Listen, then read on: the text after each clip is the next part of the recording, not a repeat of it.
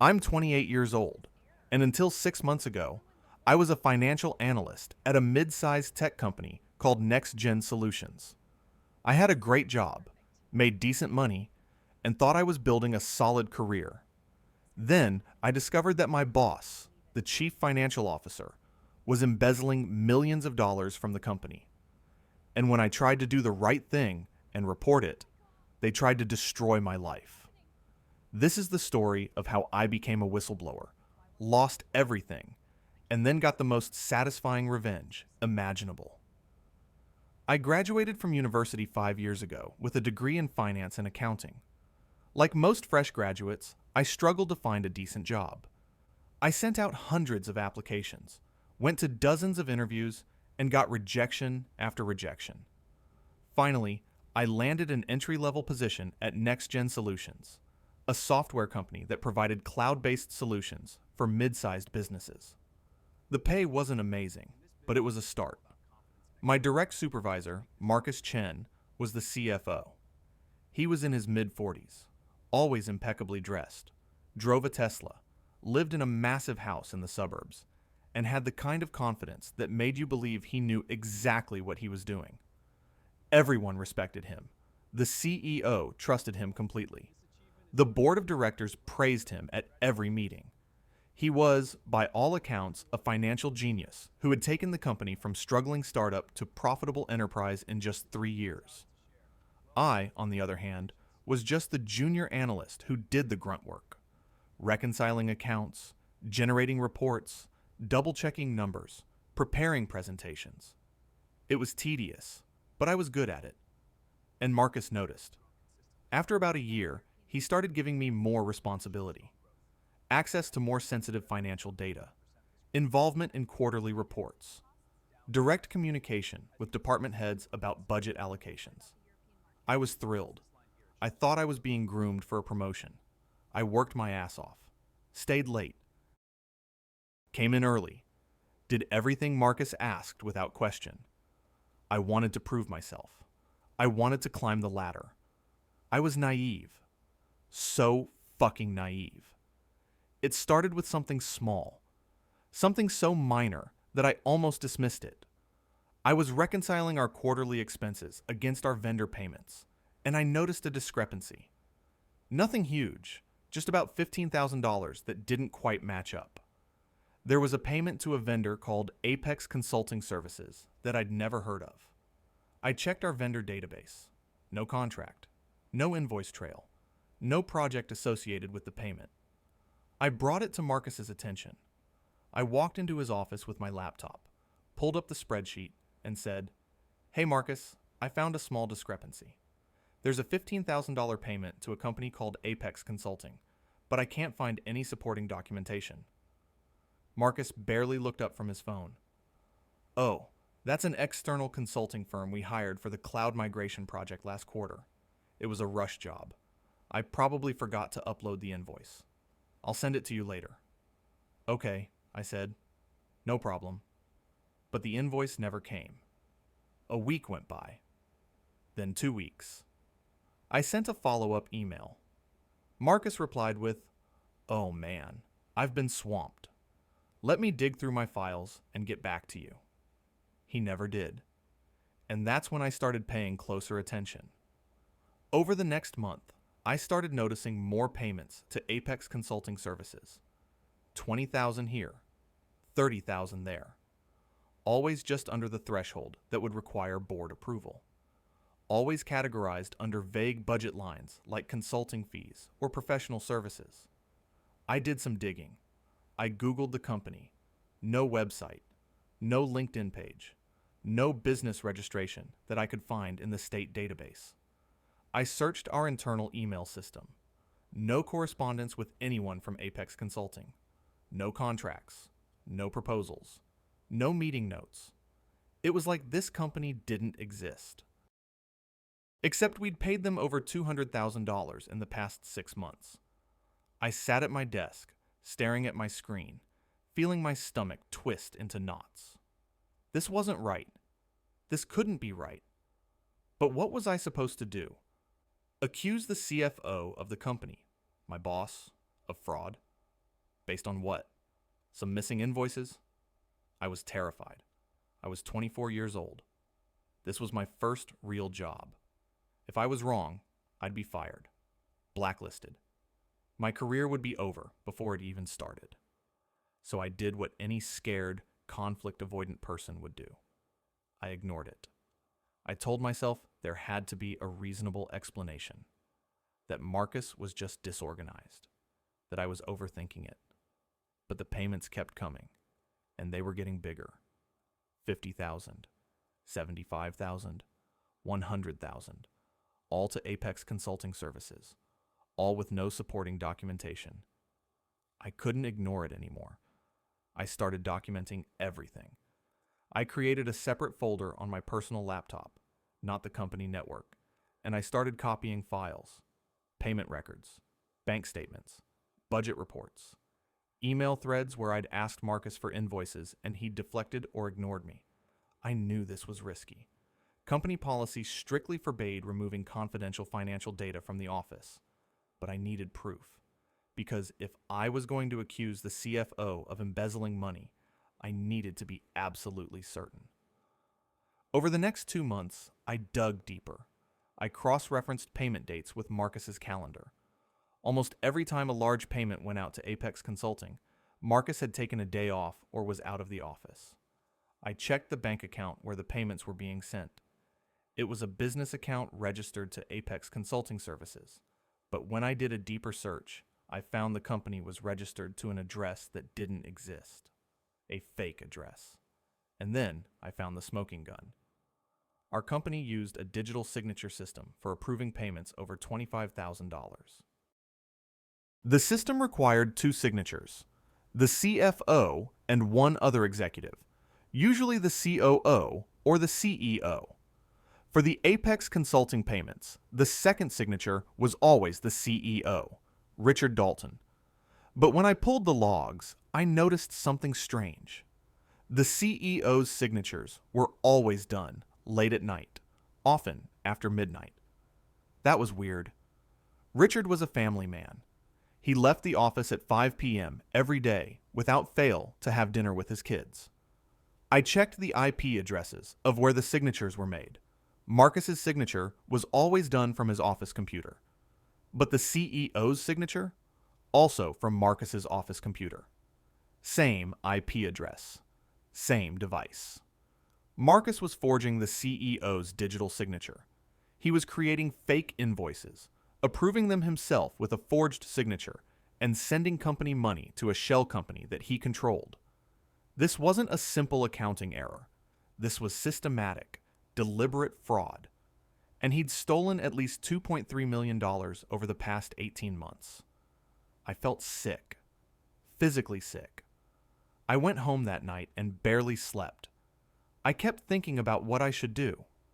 If I reported this and I was wrong, my career was over. If I reported this and I was right, but the company covered it up, my career was still over. But if I did nothing, I was complicit. I was allowing a crime to continue. The next morning, I made a decision. I couldn't go to Marcus. Obviously, I couldn't go to HR. They reported directly to the executive team, which included Marcus. I needed to go to someone outside the chain of command. I requested a meeting with the CEO, Richard Dalton. This was unusual. Junior analysts don't typically meet directly with the CEO, but I said it was urgent and related to financial irregularities. His assistant scheduled me for the following afternoon. I walked into Richard's office with a USB drive containing all my evidence. Spreadsheets, bank statements, payment logs, email trails, digital signature records, everything. I was shaking as I sat down. Richard looked at me with mild curiosity. He was in his 50s, gray hair, kind eyes, always smiling. A genuinely nice guy who'd built the company from nothing. "So, what's this about financial irregularities?" he asked. I took a deep breath. "Sir, I've discovered evidence that suggests Marcus Chen has been embezzling money from the company." His expression didn't change. "Go on." I've been tracking payments to a company called Apex Consulting Services. Over the past 18 months, we've paid them $2.3 million. But I can't find any contracts, invoices, or evidence that this company actually exists. The address listed for them is fake. And when I checked the digital signature logs for payment approvals, I found that the approvals with your signature were made from Marcus's office computer, not yours. Silence. Richard stared at me for what felt like an eternity. Then he said, "This is a very serious accusation." "I know, sir. That's why I documented everything." I handed him the USB drive. "It's all here. Payment records, signature logs, email correspondence, everything." He took the drive, turned it over in his hands, and said, "I'll look into this. In the meantime, I need you to not discuss this with anyone. Not your colleagues. Not Marcus. No one. Do you understand?" "Yes, sir. Thank you for bringing this to my attention. You did the right thing." I left his office feeling a strange mix of relief and terror. Relief that I'd done the right thing. Terror about what would happen next.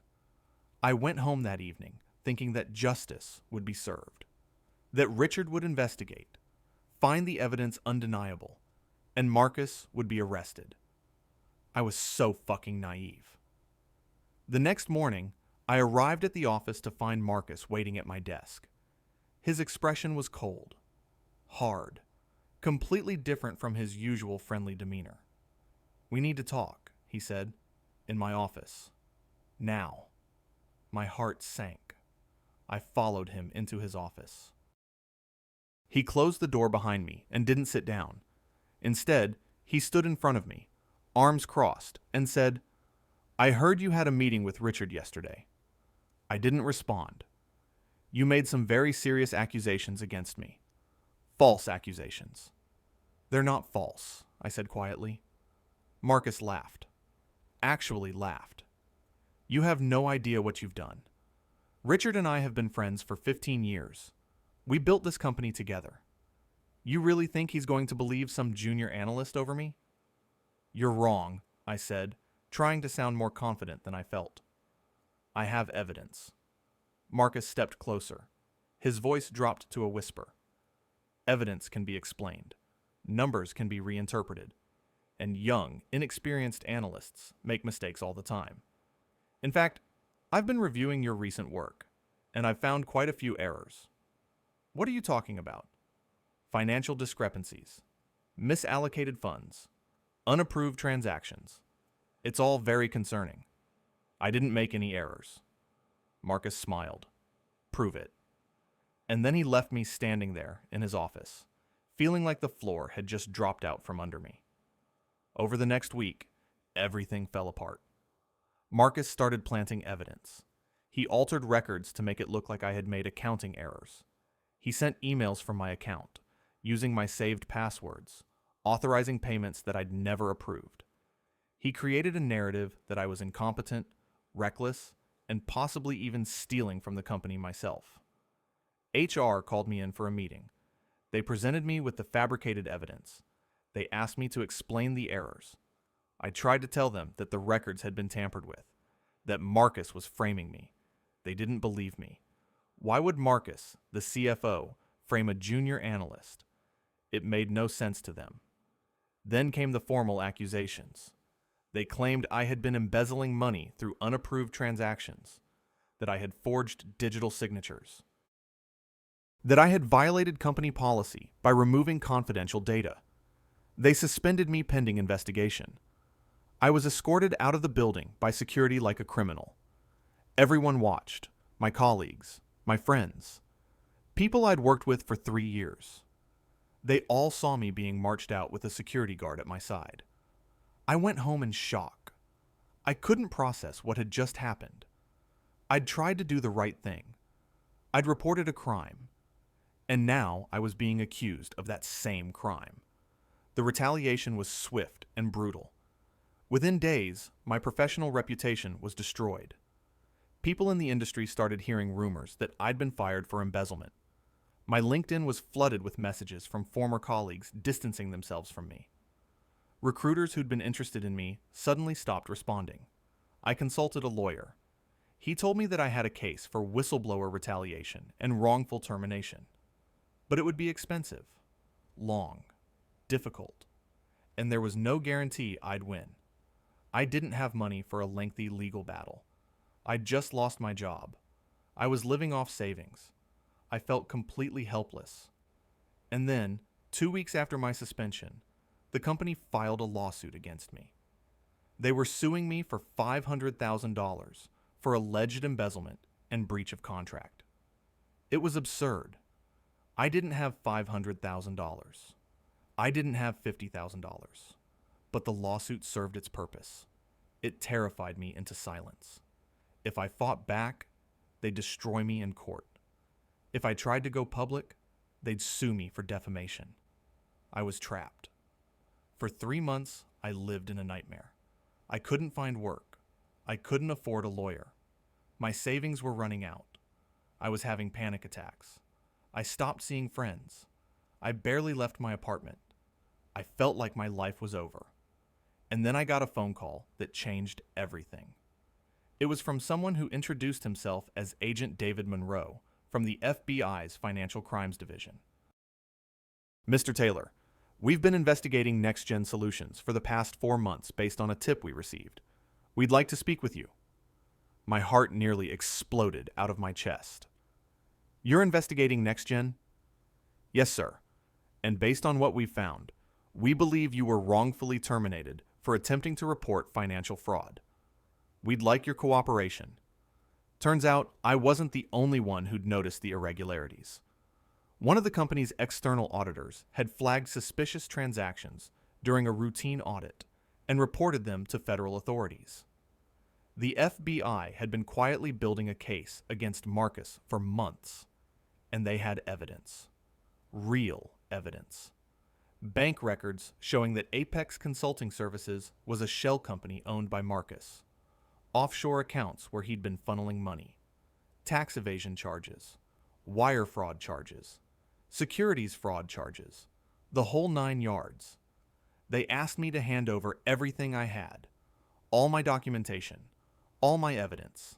I gave them everything, and in exchange, they offered me immunity and protection under federal whistleblower laws.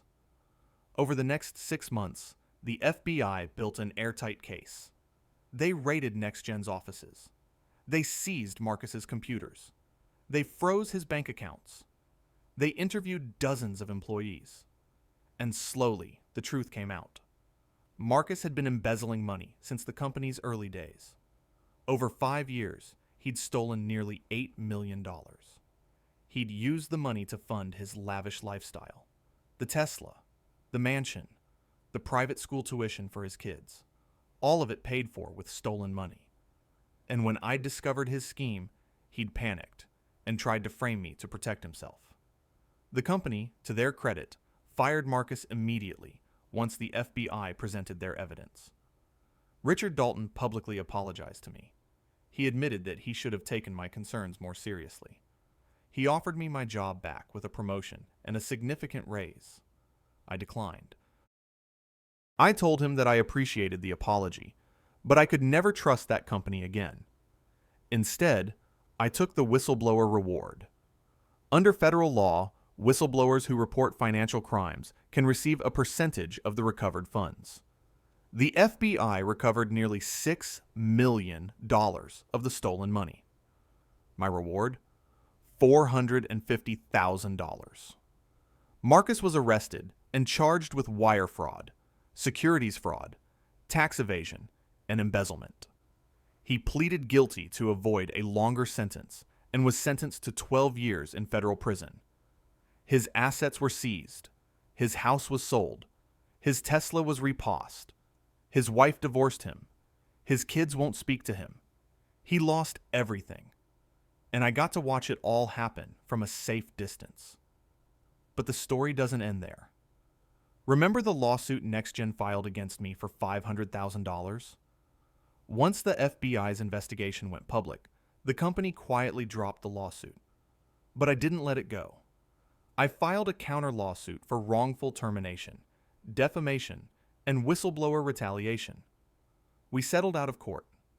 NexGen paid me an additional $300,000 and issued a public statement clearing my name.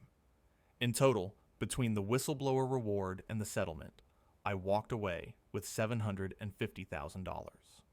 I used part of it to pay off my student loans, part of it to buy a house, and part of it to start my own financial consulting firm that specializes in fraud detection and prevention. Business is good, really good. Turns out, companies want to hire someone with a proven track record of catching financial criminals. I've been featured in industry publications. I've spoken at conferences. I've helped other whistleblowers navigate the terrifying process of reporting corporate fraud. My life now is better than it ever was at NexGen. I'm my own boss. I make more money. I sleep well at night, knowing that I did the right thing, even when it almost destroyed me. And Marcus? He's sitting in a federal prison cell, probably regretting every decision that led him there. I don't feel bad for him, not even a little bit. He made a choice to steal. He made a choice to frame me. He made a choice to try to ruin my life to cover up his crimes. And now he's paying the price. If there's one lesson I learned from all of this, it's that doing the right thing isn't easy. It's terrifying. It's costly. It might destroy your life temporarily. But in the end, the truth always comes out. And when it does, the people who tried to bury it will be the ones buried instead. So if you ever find yourself in a position where you discover something wrong, something illegal, something that you know needs to be reported, don't stay silent. Document everything. Find someone you can trust and report it. Yes, there will be retaliation. Yes, it will be hard. But there are laws to protect you, and there are people who will fight for you. And in the end, justice will prevail. It took me 3 years of hell to get here, but I made it. And if I can do it, so can you. 1 year after Marcus was sentenced, I got invited to speak at a conference for financial professionals about corporate fraud and whistleblowing. Standing on that stage, looking out at hundreds of people who were there to hear my story, I felt something I hadn't felt in a long time. Pride. Not pride in what happened to me. Pride that I survived it. That I came out the other side stronger. During the Q&A session, a young woman, probably in her early 20s, raised her hand. She asked, "If you could go back and do it all over again, knowing what you know now, would you still report Marcus?" The room went silent. Everyone was waiting for my answer. I thought about it for a moment. I thought about the 3 months of hell, the panic attacks, the sleepless nights, the fear, the isolation, the feeling that my entire life was falling apart. And then I thought about Marcus sitting in a prison cell. I thought about the $8 million that was returned to the company. I thought about the other employees whose retirement funds were protected because the fraud was stopped. I thought about my own life now, my business, my house, my peace of mind. Yes, I said, I would do it again. Because staying silent would have meant becoming complicit, and I couldn't live with that. The room erupted in applause. After the conference, dozens of people came up to me. Some thanked me.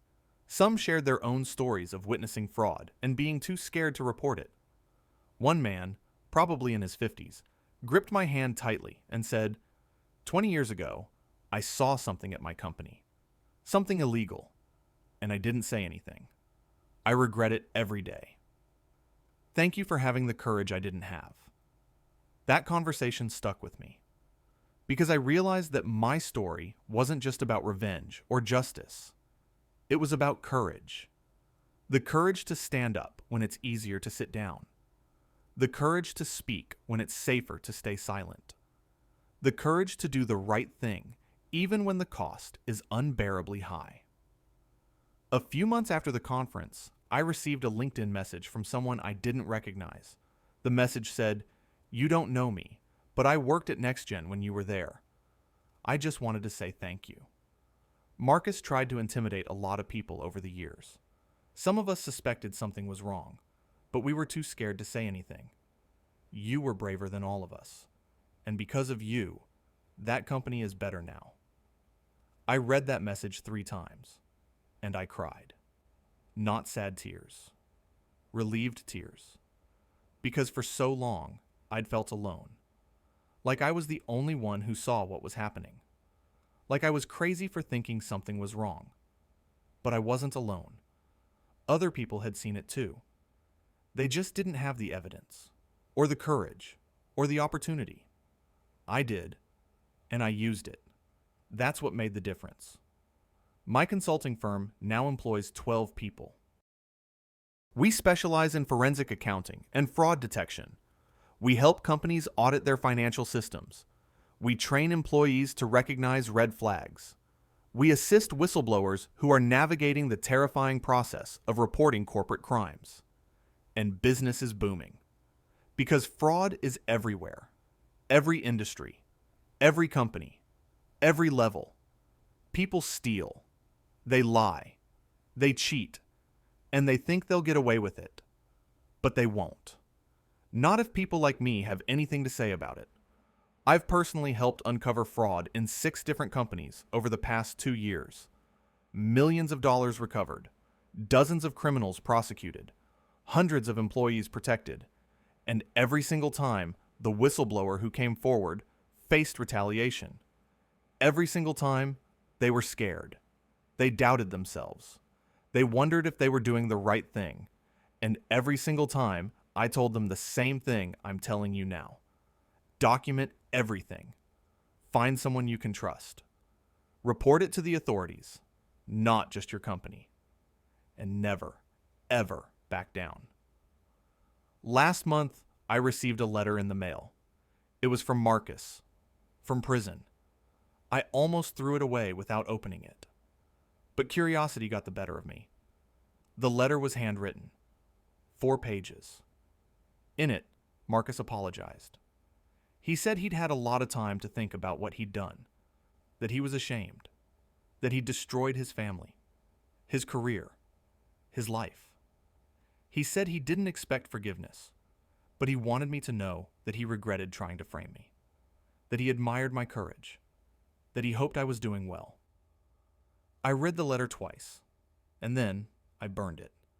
Not out of anger, not out of hatred, but because I didn't need his apology. I didn't need his validation. I'd already moved on. His guilt was his problem, not mine. Some people might think that's cold, that I should have written back, that I should have accepted his apology, but I don't owe him anything. He made his choices. He tried to destroy me to save himself, and now he's facing the consequences. That's justice, and justice doesn't require forgiveness. These days, I wake up every morning in a house I own outright. I go to work at a company I built from nothing. I help people who are facing the same nightmare I faced, and I sleep well at night, knowing that I did the right thing, even when it almost killed me, even when it cost me everything, even when I was terrified and alone and convinced that my life was over. I did the right thing, and that's something no one can ever take away from me.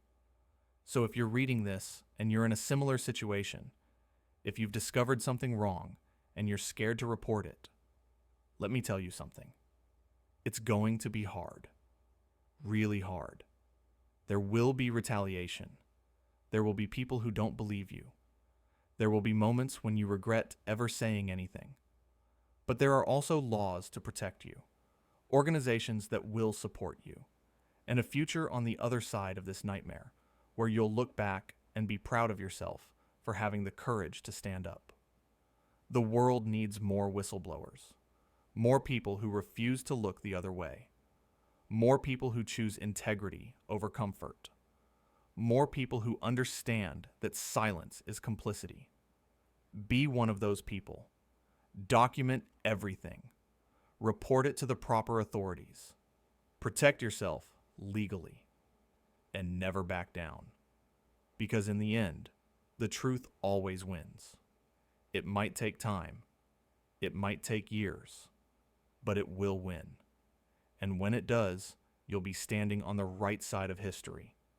And the people who tried to bury you will be the ones buried instead. 3 years ago, I was a terrified junior analyst who stumbled onto a massive fraud and had no idea what to do. Today, I'm a successful business owner, a published expert on fraud detection, and a voice for whistleblowers everywhere. That transformation didn't happen because I was special, or brave, or uniquely qualified. It happened because I made a choice, a simple choice, to tell the truth. Even when it was terrifying, even when it cost me everything, even when it felt like the worst decision I'd ever made. That's the choice we all have to make at some point in our lives. And when that moment comes for you, I hope you'll remember my story. I hope you'll remember that doing the right thing is worth it, even when it doesn't feel like it, even when you're drowning in fear and doubt and regret. It's worth it, because on the other side of that fear is a life you can be proud of, a life built on integrity and courage and truth, and that's a life worth fighting for. Marcus is in prison. I'm living my best life, and that's all the revenge I'll ever need.